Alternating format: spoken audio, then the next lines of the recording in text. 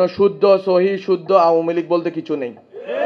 আওয়ামী লীগ মূলত একটি ফেসিবাদী একটি অর্গান এবং আপনারা ইতিমধ্যে প্রমাণ পেয়েছেন আওয়ামী লীগ কোনো দেশীয় শক্তি নয়। এটা মূলত এখানে বিদেশ থেকে ট্রান্সপ্ল্যান্টেড একটা শক্তি। এখানে এই নিয়ন্ত্রণ এই নাটাই ধরে রাখা হয়েছে দিল্লিতে, আর গুড়ি উড়ে বাংলাদেশে। এই গুড়ি আর এই বাংলাদেশে উঠতে দেওয়া হবে না। আর যে বিষয় আছে বাংলাদেশে এখন যেই আমাদের সরকার থেকে সংস্কার এবং বিচারের যে পদক্ষেপ আছে সেটা সম্বন্ধে আপনারা জানেন। আমি মনে করি যে বাংলাদেশে রাষ্ট্রের গঠনের জন্য একটি অপূর্ব সুযোগ এসেছে এবং এই সুযোগ এখনও নষ্ট হয়ে যায়নি যদি না আমরা আমাদের অন্তর্কোন্দল, আমাদের অভ্যুত্থানের শক্তিগুলোর মধ্যকার বিভেদ এবং আমাদের ভিতরকার অন্তর্দ্বন্দ্বে আমরা নিজেরা ব্যস্ত হয়ে যদি আমরা আমাদের শত্রুদের সুযোগ না দিই, আওয়ামী লীগ অ্যাজ ফ্যাসিজম আকারে এখানে বাংলাদেশে আর কখনো ফিরে আসতে পারবে না।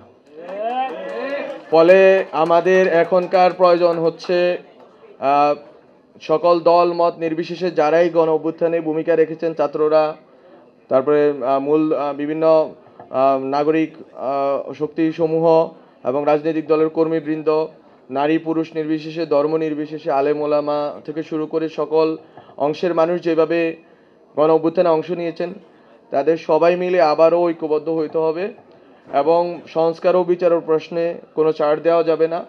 আওয়ামী লীগের এবং আওয়ামী লীগ যে ফেসিজম যে কোনো সময় যতবারই আওয়ামী লীগ সুযোগ পেয়েছে বারবার ফেসিজম চাপিয়ে দিয়েছে। আপনি আওয়ামী লীগ এমন একটি শক্তি, যে শক্তিকে যদি কেউ বিশ্বাস করে, এই শক্তি যারা বিশ্বাস করেছে তাদের জন্য এই শক্তি হচ্ছে কাল হয়ে দাঁড়াবে। সুতরাং আওয়ামী লীগের প্রশ্নে কোনো ছাড় নয়, বরং 72, 73, 74 সালের আওয়ামী লীগের ক্ষমতার যে অপব্যবহার সেটা আপনারা দেখেছেন। এখন কথা উঠছে বঙ্গবন্ধুর আওয়ামী লীগ বলতে একটা জিনিসের, বঙ্গবন্ধুর আওয়ামী লীগ কোনো দুধে দোয়া তুলসী পাতা না। ওইটা হচ্ছে প্রথম বাকশাল, প্রথম মুজিববাদের প্রথম রাজনৈতিক যেই বিকাশ ঘটেছিল, এটা ঘটেছিল শেখ মুজিবের আমলে। বিরোধী দলের নেতাকর্মীদের গুম খুন দর্শন করা হয়েছে শেখ মুজিবুর রহমানের আমলে। এটা আমাদের বারবার বলে যেতে হবে যে বঙ্গবন্ধুর আওয়ামী লীগ বলতে কোনো শুদ্ধ সহি শুদ্ধ আওয়ামী লীগ বলতে কিছু নেই। আওয়ামী লীগ মূলত একটি ফেসিবাদী একটি অর্গান এবং আপনারা ইতিমধ্যে প্রমাণ পেয়েছেন আওয়ামী লীগ কোনো দেশীয় শক্তি নয়। এটা মূলত এখানে বিদেশ থেকে ট্রান্সপ্ল্যান্টেড একটা শক্তি। এখানে এই নিয়ন্ত্রণ এই নাটাই ধরে রাখা হয়েছে দিল্লিতে, আর গুড়ি উড়ে বাংলাদেশে। এই গুড়ি আর এই বাংলাদেশে উঠতে দেওয়া হবে না। ফলে আমরা বলবো যে এই 72, 75-এ যেইভাবে নিপীড়ন চালানো হয়েছে জনগণের বিরুদ্ধে, বাংলাদেশের জনগণের বিরুদ্ধে, বাংলাদেশকে দিল্লির পদাবনত করে রাখা হয়েছিল।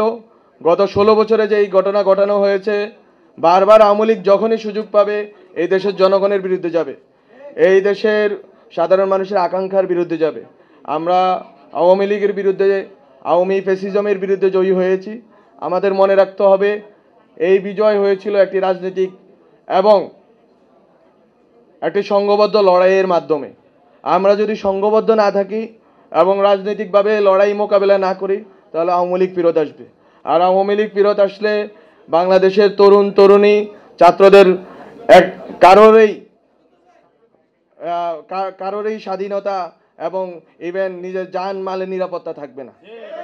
সুতরাং আপনাদেরকে বলে দিতে চাই যে আপনারা এখানে নোয়াখালী, লক্ষ্মীপুর, ফেনী যারা এসেছেন, আপনারা কেউ বিএনপি করতে পারেন, জামাত করতে পারেন, আলেম ওলামাদের বিভিন্ন দল আছে তা করতে পারেন, আপনারা ছাত্রদের সংগঠন করতে পারেন, যেই সংগঠনই করুন না কেন, অভ্যুত্থানের শক্তি হিসাবে আপনাদের দায়িত্ব হচ্ছে ঐক্যবদ্ধ থাকা এবং আওয়ামী লীগের বিরুদ্ধে ঐক্যবদ্ধ থাকা, সংস্কারের প্রশ্ন ঐক্যবদ্ধ থাকা, বিচারের প্রশ্ন ঐক্যবদ্ধ থাকা।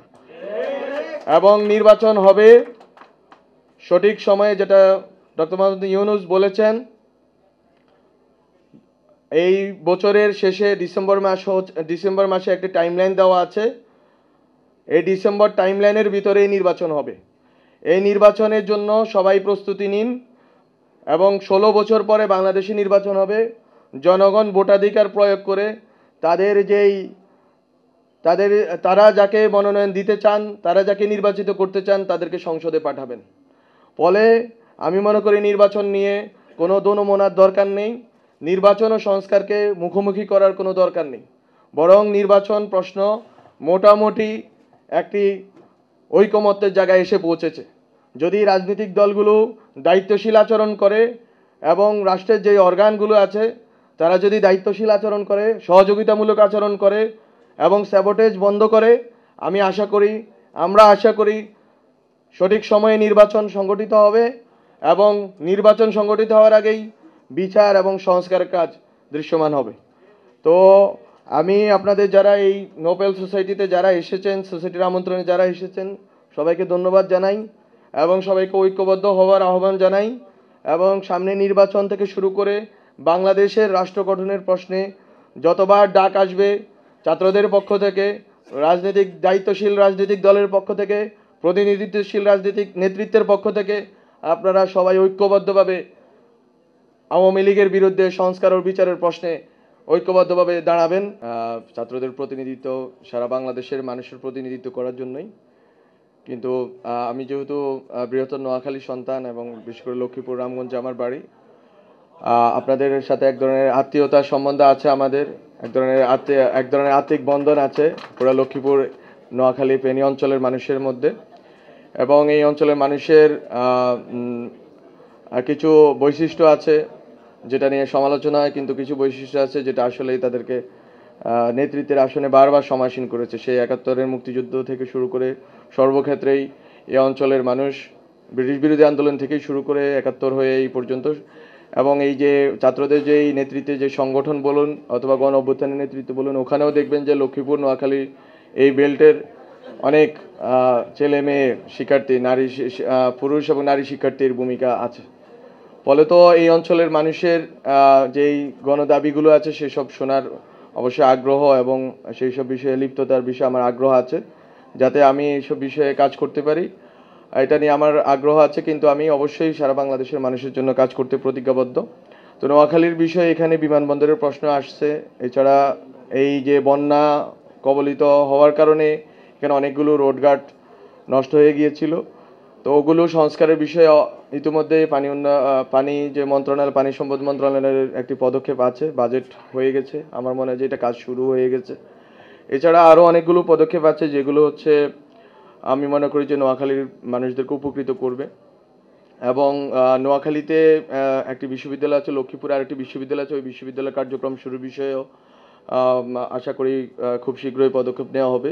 যদিও বিশ্ববিদ্যালয় করা হয়েছিল আওয়ামী লীগ আমলে, যে কারণে দেখা গেছে যে বিশ্ববিদ্যালয় থাকেনি, এটা কলেজের মতো হয়ে গিয়েছিল। কিন্তু তারপরেও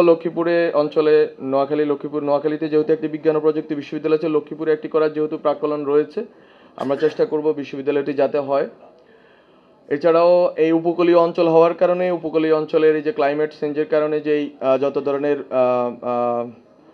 সম্ভাবনা আছে, খারাপ সম্ভাবনা আছে, সেসব নিয়েও আমাদের সতর্ক থাকতে হবে। বিশেষ করে কক্সবাজার চকরিয়া অঞ্চলে আপনারা দেখেছেন এবং সাতক্ষীরা এই উপকূল অঞ্চলে, খুলনা বাগেরহাট অঞ্চলে দেখেছেন যে অনেক বিরূপ প্রতিক্রিয়া হয়েছে। আমি মনে করি যে নোয়াখালীর মানুষদের, এই বৃহত্তর নোয়াখালী যারা উপকূল অঞ্চলের মানুষদের আছে, এখানে রাজনীতির অনেক বড় একটি গুরুত্বপূর্ণ ইস্যু হয়ে উঠবে হচ্ছে ক্লাইমেট চেঞ্জ। এই ক্লাইমেট চেঞ্জের কারণে এখান থেকে মানুষ অনেক উদ্বাস্তু হয়েছে এবং আরও উদ্বাস্তু হবে। তো ফলত এইটা মোকাবেলায় রাজনৈতিক এক ধরনের ঐকমত্য লাগবে ওই অঞ্চলে এবং বাংলাদেশে।